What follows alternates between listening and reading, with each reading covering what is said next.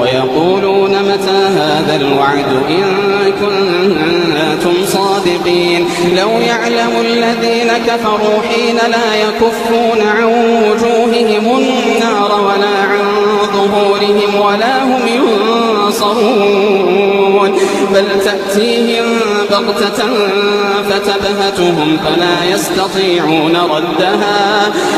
يستطيعون ردها ولا هم ينظرون.